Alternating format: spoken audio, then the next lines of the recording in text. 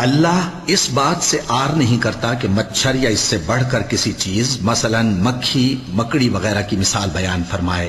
اب جو مومن ہیں وہ یقین کرتے ہیں کہ وہ ان کے پروردگار کی طرف سے سچ ہے، اور جو کافر ہیں وہ کہتے ہیں کہ اس مثال سے اللہ کی مراد ہی کیا ہے۔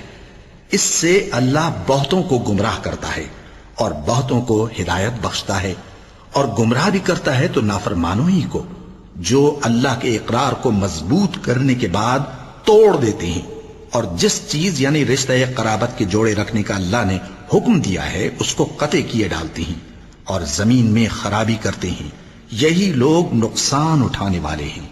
کافرو، تم اللہ سے کیوں کر منکر ہو سکتے ہو؟ جس حال میں کہ تم بے جان تھے تو اس نے تم کو جان بخشی، پھر وہی تم کو مارتا ہے، پھر وہی تم کو زندہ کرے گا، پھر تم اسی کی طرف لوٹائے جاؤ گے۔ وہی تو ہے جس نے سب چیزیں جو زمین میں ہیں تمہارے لیے پیدا کی، پھر آسمانوں کی طرف متوجہ ہوا تو ان کو ٹھیک ٹھیک 7 آسمان بنا دیا، اور وہ ہر چیز سے خبردار ہے۔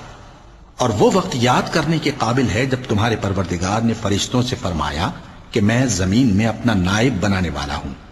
انہوں نے کہا، کیا تو اس میں ایسے شخص کو نائب بنانا چاہتا ہے جو خرابیاں کرے اور کچھ تو خون کرتا پھرے؟ اور ہم تیری تعریف کے ساتھ تسبیح و تقدیس کرتے رہتے ہیں۔ فرمایا، میں وہ باتیں جانتا ہوں جو تم نہیں جانتے۔